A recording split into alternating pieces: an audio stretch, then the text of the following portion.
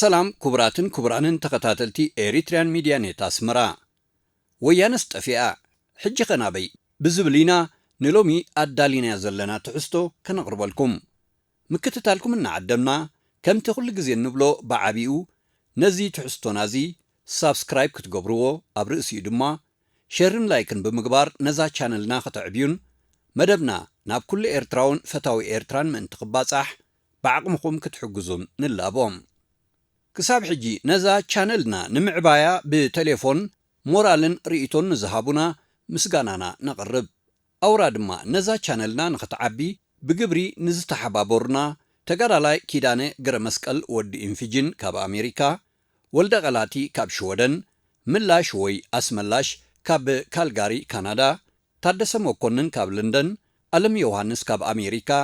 ኢሃብ ሃይለ ካብ ኣውስትራልያ ስለቲ ተገዳስነቶም ብልቢ ነመስግኖም ሕጂ እምበኣር በዛ መሰጋገሪት ናብቲ ቀንዲ ትሕዝቶና ንሰግር ኣለና ኤፍረም ግደ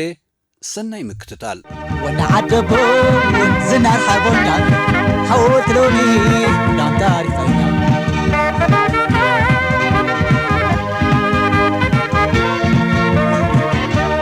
ኣይንፀርብ ጉንዱ ሓኔታይ ዓዱ ትኒሕ ጀጋኑ ንዓርፍ ወኑ دم ينبرمي حنا حجان دم وكذبة فالم بدربة دم شعب قدك حنا خسابون أتانا بسام حجغنا بإيبرو دم بسام حجغنا بإيبرو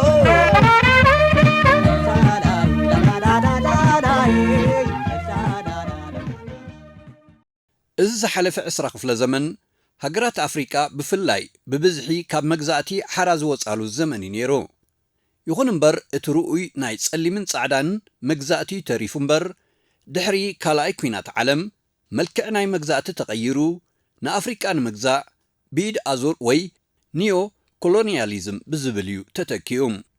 ኣብ መፋርቕ ናይዚ ቅድሚ 30 ዓመታት ዝሓለፈ መበል 20 ክፍለ ዘመን ቀጥታዊ መግዛእቲ ካብ ዘብቅዕ ንድሓር እቲ ዘደንጹ ዞባ ቀርና አፍሪቃ ንኣስታት 80 ዓመታት ካብ ኩናትን ግጭትን ኣዕሪፉ ኣይፈልጥን እዩ ሰለስተ ወለዶታት ሰለማዊ ኣየር ኣስተንፊሶም ኣይፈልጡን ሱር መሰረት ናይዚ ዕድል ወለዶታት ዘኽሰረ ህውከት እዚ ፖሊስታት ሓድሽ መግዛእቲ ከምኡውን ግሎባዊ ስትራቴጂ ዝድርኺቱ ኣራግጽ ርእሲ ሓያላን ኣብ ዘመነ ዝሑል ኩናትን ድሕሪኡን እዩ መጋበርያ ስርዓታት ኣብ ኣፍሪቃ ምርካብን ዘቤታዊ ድኻማትን ድማ ነዞም ሓያላትን ገበቲ ሓይልታት ምዕራብን ሙቹእ ባይታ ፈጢሩሎም እዩ ድሕርዚ ዝሕዝን ታሪኽ ሎሚ ዞባና ኣብ ኣፋፌት ሓድሽን ተስፉን ምዕራፍ ዝርከብ ነዚ ምዕባለ እዚ ዝወለደ ብቐንዱ ዝሓለፈ መሪርን ኣኽሳርን ተመክሮ ዝኮስኮሶ ንቕሓት ህዝብታት ቀርና ኣፍሪቃ እዩ ኣብ ኢትዮጵያ ኣንጻር ከፋፋልን ዓሌታውን ፖለቲካ ዝማዕበለ ንቕሓት ኣብ 2018 መጋበርያ ንዝኾነ ስርዓት ወያነ ካብ ስልጣን ምግላፍ ሓደ ካብ ምልክታት ምብቃዕ ዝሓለፈ መዋእሊ ነይሮም ክንዲ ዝኾነ ድሕርዚ ፍጻመ እዚ ቁልጡፍን ብዙሕን ፍጻመታት እዩ ኣብ ውስን ግዜ እናተደራረበ ተኸሲቱ ኤርትራን ኢትዮጵያን ካብ ኩነተ ኩናት ወፂአን ናብ ምሕዝነትን ምትሕብባርን ኣምሪሐን ሶማል እውን ስዒባተን እዚ ምዕባለ እዚ ዝፈጠሮ ስምባደ ድማ ምዕልባጥ ዝተሳዕሩ ሓይልታት እዩ ኣኸቲሉ ንኣብነት ሓደ ካብ ላዕለዎት ሓለፍቲ ኣውሮጳዊ ሕብረት ከም ዝበሎ ኤርትራ ኢትዮጵያን ሶማልን ናጻ ኮይነን ሓቢረን ንምዕባልአን እንተሰሪሐን ረብሓታትና ስለ ዝተንከፍ ብህፁፅ ገለ ብምግባር ነዚ ስምምዕ እዚ ከነፍርሶ ኣለና ብዘስምዕ ቃልና ቅድሚ ዓሚ ምዝራቡ ኣይርስዕን። ኣብዛ ዝሓለፈት ዓመት ማለት ዓመተ 2022 እውን ጆሴፍ ቦሬል ዝተባህለ በዓል ስልጣን ኣውሮጳ ዝበሎ ብማዕከናት ዜና ናይ ምዕራብ ከይተረፈ ስለ ዝተቃልሐ ሰብ ዝርስዖ ይመስለንን። ንምዝኻር ምስ ዘድሊ ጆሴፍ ቦሬል እዛ ልምዕቲ ጀርዲና ኣውሮጳ በቶም ገና ዘይለምዑን ዘይሰልጠኑን ሰብ ጫካ ማለት ኣፍሪቃን ካልኦት ህዝብታት ሳልሳይ ዓለምን ክትዕብለል ስለ እትኽእል ነዛ ጀርዲና ዝኾነት ኣውሮጳና ምእንቲ ከም ዘላቶ ኸነቐጽላ ኣብ ቦታ ናይቶም ሰብ ጫካ ማለት ኣፍሪቃን ሳልሳይ ዓለምን ብምኻድ ክንከላኸለላ ይግባአና ብምባሉ ካብቶም ምስኡ ዘለዉ ሰበስልጣን ከይተረፈ ስለምንታይ ኣግሂድካ ትዛረብ ብምባል ኮኒኖሞ ነይሮም እዮም። እቲ ናይ ኢድ ኣዙር መግዛእቲ ብምቕጻል ንዓለም ክግሕጥዋን ንጸጋታት ኣፍሪቃ ክምዝምዙን ስለ ዝደለዩ እዞም ብዕድመ ኣሪጎም ዘለዉ ከም ጆሴፍ ቦሬልን ባይደንን ዝኣመሰሉውን ኣብ ክንዲ ናይ ሰላም ናይ ምግባስ ስብከት እዮም ዘካይዱ። ከምኡ ስለ ዝኾነ ኸዓ ነዚ ከባቢና ከባቢ ቀይሕ ባሕርን ቀርኒ ኣፍሪቃን ምእንቲ ሃገራዊ ድሕነትናን ረብሓናን እናበሉ 10,000 ኪሎ ሜትር ናብ ከባቢና ብምምጻእ ንምሕማስና ብመገዲ ከም ወያነ ዝኣመሰለ መጋበሪኦምን ካልኦት ድኹማት መንግስታት ኣፍሪቃን የሸግሩና ምህላዎም ፍሉጥ እዩ። ኣብዚ ዝሓለፈ 2 ዓመታት ብመቕዘፍትን ስቃይን ህዝቢ ትግራይ መንኮርኮር ታሪኽ ናይዚ ከባቢ ንድሕሪት ንምምላስ በዞም ኣሸቀልቲ ወያነ ዝነበሩን ገና ኣብ ሕርቃን ዘለውን ሰበስልጣን ሃገራት ምዕራብ ተሃቂኑ እዩ። ግን ኣይተኻለን። ውፅኢቱ ከምዚ እንሰምዖን እንሪኦን ዘለና ስዕረትን ዘሕዝን ህልቂት ናይ ህዝቢ ትግራይን እዩ ኣስዒቦም። ሎሚ ኣብ ክልል ትግራይ ዋጭዋጭታ ኣብ ኩናት ናይ ዝጠፍኡ መርድእን ዳሳት ሓዘንን ከምኡውን ምስ ምኽፋት በረራ መገዲ ኣየር ኢትዮጵያ ናብ ከተማታት ትግራይ ዝኾና ሽረን መቐለን ምልጋብ መስመራት ቴሌፎን ናብ ኩላተን ከተማታት ትግራይን ካብ ኣዲስ ኣበባን ካልእ ከባቢታት ኢትዮጵያን ናብ ትግራይ ዝኣትዉ ዘለዉ ተጋሩ ብስራት ዘይኮነ መርዲ እዩ ዝንገሮምን ዝጸንሖምን ዘሎ። ካብ ኣዲስ ኣበባ ናብ መቐለ ዝኣተዉ ኣትሌታትን ካልኦት ፍሉጣት ሰባትን ነጋዶን ከም ኣብነት እንተርኢና ጥራሕ ስድራ ቤቶም ንምርኣይ ናብ ትግራይ ምስ ተጓዕዙ ዝበዝሑ ጓህን ስምባደን እዩ ጸኒሕዎም። ካብቶም ሞይቶም ዝጸንሕዎም ብፍላይ ኣሕዋቶም ብዕንደራ ወያነ ኣብ ኩናት ገለ ካብ ወለዶም ድማ ብሰንኪቲ ኩናት ብዝሰዓበ ዕፅዋን ክባን መድሃኒትን መግብን ብምስኣን ኣሸሓትዮም ሞይቶም ጸኒሖም። ብመሰረት ድሒሩ ዝወፅን ዝልሑኽን ዘሎ ሓበሬታ ኣብዚ ወያነ ዝወልዖ ኩናት ናይ ትግራይ ጥራሕ ልዕሊ 600,000 መንእስያት ትግራይ ካብዚ ቁፅሪ እዚ ዘይንእስ ከዓ ብሕማምን ዓጽቦን ኮላተሪያል ዳሜጅን እቲ ጃንዳ ኣብ ዝወልዖ ኩናት ሃሊቖም ኣለዉ። ብጠቕላላ ካብ ብዝሒ ህዝቢ ትግራይ ኣውራ መንእስያት ዝርከብዎ ልዕሊ 1 ሚልዮን ተጋሩ ሃሊቖም ክትሰምዕን ከለኻ ዘየሰንብድ ኣይኮነን። እዚ ቁፅሪ እዚ ክሳብ 20 ሚእታዊት ኣብ ውሽጢ ትግራይ ናይ ዝነበረ ቁፅሪ ማለት እዩ። ሕጂ ድማ ድሮ ስደት ናይ ውሽጢ ሃገር ተሓዊስዎ ካብ ትግራይ ናብ መሬት ኣምሓራን ኣዲስ ኣበባን ካልእን ዝስደድ ዘሎ ትግራዋይ ቁፅሪ ብዙሕ ምዃኑ እዩ ዝሕበር ዘሎ። ሓደስቲ ሓበሬታ ብዘይወግዓዊ መልክዕ ብዝወፅእ ዘሎ መሰረት ካብ ትግራይ ናብ ክልላት ኣምሓራን ዓፋርን ንምስጋር ሓደ ትግራዋይ ብመልክዕ ስግሮዶብ ማለት እዩ ክሳብ 20,000 ብር እናኸፈለ ንትግራይ ራሕሪሕዋ ይኸይድ ኣሎ። እዝስ መርገም ድዩ ወይሲ ኢዶም እያ እትረኽቦም ዘላ? ኢዶም ምዃና ኩላትና ኤርትራውያን ንሰማማዓላ ጉዳይ እያ። ምኽንያቱ ብመሪሕነት ኣሜሪካ ብዙሓት ኤርትራውያን መንእስያት ደፋፊእካን ኣብ ትግራይ ማዓስከራት መስሪትካን ንኤርትራዊ መሸቀጥን ንሃገርና ድማ ዓቕሚ ሰባ ንኽውሕድን ብጭፍራ ወያነን ኣሸቀልቶምን ዝገበርዎ እከይ ተግባራት ክዝከር እንከሎ ብእውነት ናይ ኢዶም ረኺቦም ዘብል እዩ። እዚ ኩሉ ኣብ ትግራይ ወሪዱ ዘሎ መዓትን መከራን ብጽጋብን ዕንደራን መንከማይ ባህላይ ዝነበረ ጭፍራ ወያነን በቶም ነዚ ጃንዳዚ ንኽዓብድን ንኽዕንድርን ኣጆኻን ቾብን ዝበሉ ሰበስልጣን ሃገራት ምዕራብን ዝሰዓበን እዩ። ናብ ካልእ ዝምኽነ ኣይኮነን። ኣብዚ ዝሓለፈ 3 ዓመታት መመላእታ ኣብ መሬት ትግራይ ቆልዑ ኣብ ክንዲ ናብ ኣብያተ ትምህርቲ ናብ ዓውደ ኩናት ኢና ክኸዱ ተዓዚብና። ሓኻይም፣ መምህራን፣ መሃንድሳት ዝተፈላለየ ሞያ ዘለዎምን ንክልል ትግራይ አበርክቶ ዝገብሩ ዝነበሩን ክገብሩ ዝግብኦምን ተጋሩ ብፕሮፓጋንዳን ተሃዲድን ጭፍራ ማለሊት ተጋግዮም ኣብ ፈቆዶ ዓውደ ውግኣት ኣካላቶም ብኸቢድ ብረት ድሮናትን ታንክታትን ተቆራሪጹ ብዘይፍረ እኳ ደኣ ከተመ ናይ ሕወሓት ብዘመስከረ ፍጻሜዮም ጠፊኦም ዘለዉ ናይዞም ዝጠፍኡ ተጋሩ መን ይኽሕተት እቲ ሕጂ ስሪኡ ፈቲሑ ካብተን ዝተመንጠለን ኣሽሓት ብረቱ ብግዴታ ዘረከበ መሪሕነት ጭፍራዩ ክሕተት ዘለዎ ወዮ ብስሬና ንዕፅዋን ክባን ፈንፂሕና ማለት ፈንጢስና ወልቃይትን ራያን ኣምሊስና ካብ ኤርትራ ባድመ ጥራሕ ዘይኮነስ መንግስቲ ኤርትራ ብምዕላው ሰፊሕ መሬትን ባሕርን ኤርትራ ኣብ ሕቑፊ ትግራይና ኸነእቱ ኢና ወዘተ ወዘተ እናተባህለን ንውግእ ከም ባህላዊ ፀወታ እናተፈከረሉን ዝተኻየደ ዕንደራ ጭፍራ ወያነ ኣማሲኡ ናይ ኣማኢት ኣሽሓት መንእሰያት ትግራይ በሊዑን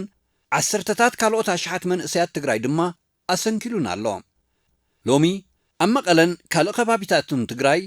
ብዕንጨይትን ዘይንቡር መደገፍ ዝጓዓዝን ዝልምንን ኣብ ኩናት ዝሰንከለ ትግራዋይ ብብዝሒ ምርኣይ ንቡር ኮይኑሎ ብዙሓት ኣብ ወፃኢ ዝነብሩ ተጋርውን ምናልባት ናብ ትግራይ ክትኣትውን ከለኹም ናይ ስንኩላን ዓረብያ ማለት ዊልቸር ተማልኡልና ዝብላ ስድራ ቤታት ምርኣይ ከም ንቡር ተወሲዱሎ ጭፍራ ወያነ ኣሽንኳይደ ክፍንፅሕ ወይ ክፍንጥስ እታ ዝነበራ ትግራይ ጸቢባቶ ካብ ኩናት ዝተረፈ መሪሕነትን ገለ ዓሳክራቱን ኣብ መቐለዩ ተሸጒጡ ዘሎ እንተታ መልሓሱ ግን ከም ቀደማ ስለ ዘይትመውት ትልፍልፍ ኣላ ከተማ መቐለ ኣብዚ እዋን እዚ ሓንቲ ካብተን ብጸጥተአን ዘፍርሓን ሰብ ከይተቐትለላ ዘይተሓድር ከተማ ዓለምና ኮይና ኣላ ህዝቢ ትግራይ ብሰንኪ ጣዕሳ መዓንጥኡ ሓሪሩ እዩ ዘሎ ብኻዚ ኩናት እዚ ተሪፍኒ ዝብል ዘሎ ምኽንያቱ ሓደ ወይ ክልተ ወይ እውን ሰለስተ ካብ ደቁ ኣይተመልስዎን ዘለዉ መንግስትን ህዝብን ኤርትራ መሬትና ይትተንክፉልና ኣብ 1998 ተዋጢጥናን ኣብ ኩናት በፂሕናን ኣብ 2000 ዓመተ ምህረት ብዝተሰማማዕናሉ መሰረትን ብሕጋዊ መገድን ብቀያድን ናይ መወዳእታ ብሂን ኮሚሽን ዶብ ኤርትራን ኢትዮጵያን ኣብ 2022 ዝተወሰነ መሬትና ግደፉልና ኣይትተንክፉልና እምበር ካልእ ኣይበሉን ነዚ ውሳኔ እዚ ዝሓንገደን ካብኡ ሓሊፉውን ካብ ሃገርና ኤርትራ ባሕርን መሬትን ብምቁርማም ናብታ ናይ ሕልሚ ዓባይ ትግራይ ክጽምብርን ክዘምትን ንዝተሃንደደ ወራርን ተሃንዳደ ሓይልን እዩ መዐገሲ ገይሮምሉ እዚ እውን መንግስትን ህዝብን ኤርትራ ተገዲዶም ዝኣተውዎ ዕማም እዩ መንግስትን ህዝብን ኤርትራ ምስ ሓይልታት ምክልኻሉ ጭፍራ ማለሊት ንኤርትራን ከባቢያን ስግኣት ኣብ ዘይኮንሉ ደረጃ ከዳቕቆም ድማ ሕጋዊ መሰሉ እዩ ከምኡ ድማ ይገይሩ ነዚ ድማ ብዘይፈኸራን ተሃዲድን እዩ ፈጺምዎም ሎሚ ጭፍራ ማለሊት ንኤርትራ ስግኣት ኣብ ዘይኮነሉ ደረጃ ወሪዱ ከም ፖለቲካዊ ሓይሊ ንምዃኑ እዩ ዝፅዕር ዘሎም እዚ እውን ንገለ እዋን እምበር ኣብ ዝቕፅል እዛ ጩራ እዚኣ ክትዕበስ እዩ ዘለዋ ክትዕበስ ድማ እያ ንግዜ ጥራሕ ንጸበ እንተ ህዝብን መንግስትን ኤርትራ ግን ደረቶም ነፊሖም ደባቶም ኣውሒሶም ዝበዝሕ ዕማሞም ዛዚሞም ኣብ ፍስሃዮም ዘለዉ ክብርን መጎስን ነቶም ነዚ ዘብቁዑና ምዑታት ሓይልታት ምክልኻል ኤርትራ ይኹን ወናዓደቦ ዝናር ሓርበኛ ሓወልቲ ሎሚ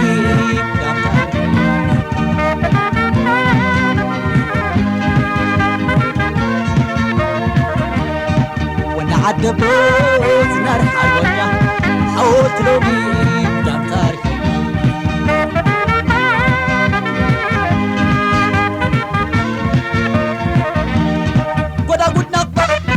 كماي حلفة قبل سلينا تغمر دمنا صلاف قلقرت فرير عقبت أتمر هوي أباي كأوي أتمر بسا حج خناب أي برو بسا حج خناب أي برو لا لا لا لا لا لا لا لا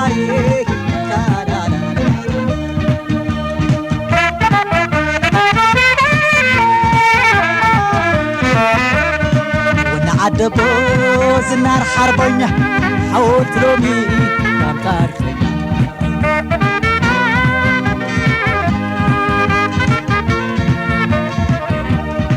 ونعدبوك زنار حربنا حوت لومي دام تاريخنا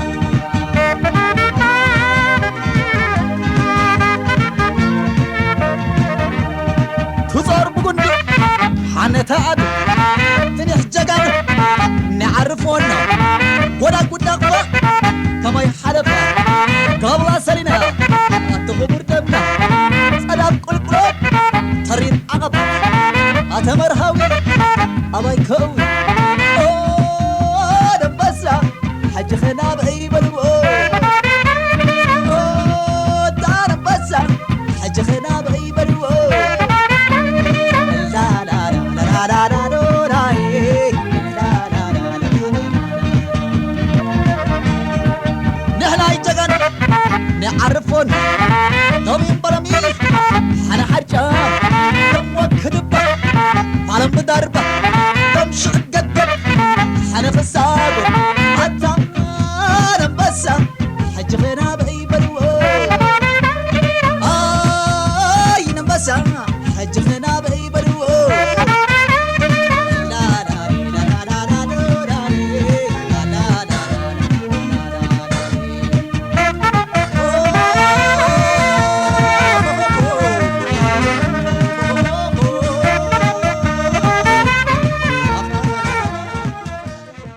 ህዝብን መንግስትን ኤርትራ ንሰላም ዝብህጉ ምስ ጎረባብቶም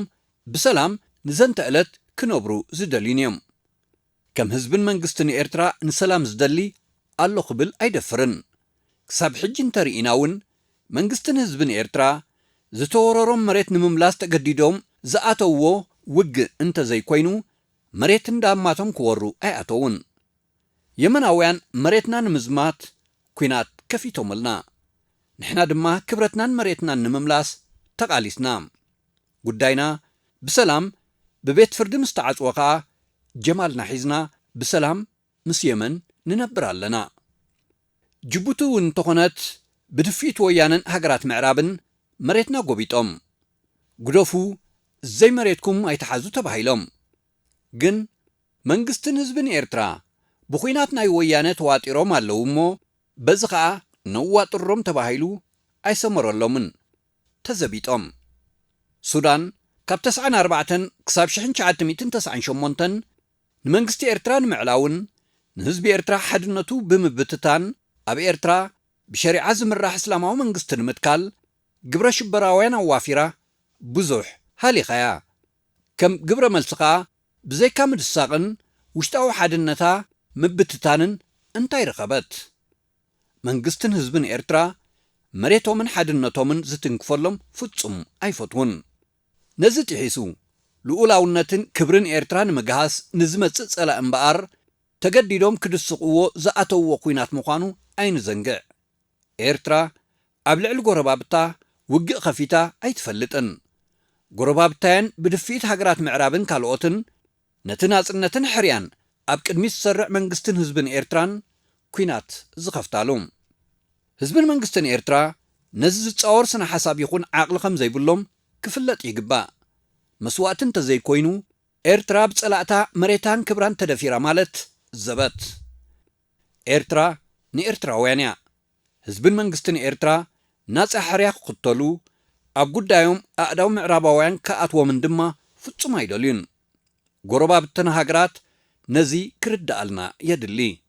ናትና ይንህብን ዘይናትና ድማ ይንደልን እዚ ናጻ ሕርያናን መትከልናን እዩ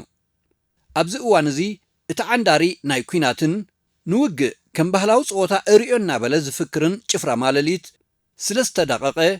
ባህጊ ሰላምን ምዕባልን ህዝብታት ልዕሊ ውዲታት ሕንከራ ዓሪጉ ነቲ ዝሓለፈ ግናይ ታሪኽ ናብ ዘይምለሰሉ መቓብር ከቲትዎሎም እዚ ዓወት እዚ ግን ኩሉ ግዜ ሓለዋን ጥንቃቐን ኣውራ ድማ ንቕሓት ህዝብታትን መሪሕነትን ናይ ዝኸባቢ ኣዝዩ ወሳኒ እዩ ራእይ ህዝብን መንግስትን ኤርትራ ሰላምን ፍትሕን ዝሰፈነ ሃገር ልምዓትን ቀጻሊ ዕብየትን ምህናጽ እዩ እዚ ዘቤታዊ ራእይ ዝኽሰምር ህላዌ ሰላማዊ ርጉእን ተመላላእን ጎደቦ ቁርዑ ዞባዊ ዝምድናን ቁጠባዊ ልምዓታውን ሽርክነትን ወሳኒ ምዃኑ ብዓንተብኡ ጽኑዕ እምነት ህዝብን መንግስትን ኤርትራ እዩ ነይሩ ብርግጽ ድማ ናይ ሓባር መጻን ዕድልን ዝጠምሮም ህዝብታት ዞባ ቀርኒ ኣፍሪቃ ገዚፍ ሰብኣዊ ዓቕምን ዘይተኣደነ ዕቑር ተፈጥራዊ ጸጋን ዘለዎም እዮም። ክንዲ ዝኾነ ንልምዓትን ምዕባለን ሓነቕቲ ዝኾኑ ጸጥታዊ ጸገማት ብምእላይ ሰላም ዘውሕስ ቁጠባዊ ምትእስሳር ዘደልድል ሕውነት ምትሕብባርን ማዕርነትን ዘማዕብል ሓባራዊ ቁጠባዊ ምዕባለን ሽርክነትን ዘደንፍዕ ባይታ ክፈጥሩ ጉዕዞ ዕብየት ዘሐንብብ ልክዕን መተካእታን ዘይርከቦ ሕርያ እዩ። መንግስትን ህዝብን ኤርትራ ሓንቲ ሃገር ክትምዕብል እንከላ ጎረቤታውን ማዕሪኣ ክትምዕብል ኣለዋ። ሓንቲ ሃገር ሰላም ክትረክብ እንተኾይና ጎረባብታውን ጸጥተአንን ሰላመንን ውሕስ ክኸውን ኣለዎ ዝብል እዩ። እዚ ድማ ክውንነታውን ስነ መጎታውን ሓቂ እዩ። ምኽንያቱ ጎረቤትካ ባሕውና ነደደ ንስኻ ቀሲንካ ክትድቅስ ማለት ፍጹም ዘይሕሰብ እዩ። ኤርትራ ከም ዝፍለጥ ኣብ ከባቢኣ ከም ደሴት ሰላም ኮይና እትነብር ዘላ ሃገር እያ። እዚ ሰላም እዚ ግን ኣብ ጎረባብታ ስለ ዘየለ ጎረባብታ ሰላም ክረኽባ ትደሊ እያ። እዚ ዘይንቕነቕ መርገጺ ኤርትራ ኮይኑ ነዊሕን ዓቃልን ዘይተሓለለን ቃልሲ ዝተኻየደሉን እዩ። ድሕሪ ናይ 3 መዋዕል ዘይግባእ ክሳራ እምበኣር እዚ ሕጂ እናኣትዎ ዘለና መድረኽ እወንታዊ ስጉሚ ኣብ ጉዕዞ ዕብየት ህዝብታት ቀርኒ ኣፍሪቃ እዩ። ክኸፍቶ ዝኽእል ዕድላት ድማ እምብዛ ርሒብ እዩ። ክንዲ ዝኾነ ከዓ ተኸሲቱ ዘሎ ባና ትስፉን ብሩህን መጻኢ በቲ ሒዝዎ ዘሎ ኣንፈት ብስሉጥ ገስጊሱ እቲ ብዙሕ ዝተደኽመሉን ዋጋ ዝተኸፍለሉን ዕላማ ተዓዊቱ ባህግን ድሌታትን ህዝብታት ዞባና ክሰምር ዝተረፈ ቀሪም ብጥንቁቕ ሜላን ብዙሓደ ክሳራን እናቐረምካ መኸተምታ ዝሓለፈ ምዕራፍ ብምልኣት ኣረጋጊጽካ ቃልሲ 3 ወለዶታት ኣብ ሸቱኡ ንምብጻሕ ብተዛማዲ ተሪፉ ዘሎ ዝዋሓደ ዕማም ብጽፈት ምዝዛሙ የድልየና ኣሎ። ከም ንዕወተሉ ድማ ኣይንጠራጠርን። ተጠራጢርና እውን ስለ ዘይንፈልጥ ዓወትና ሓፋሽ